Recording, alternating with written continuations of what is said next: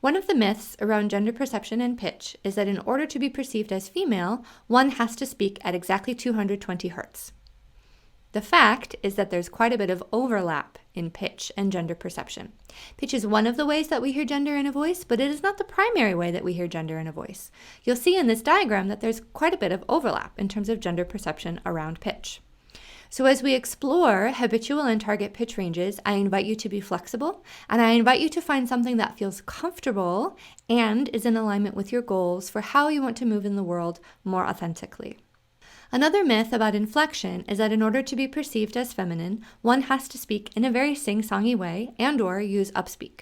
Upspeak is when we end a phrase by moving the melody of the voice up. For example, "Table for two, please," is an example of upspeak.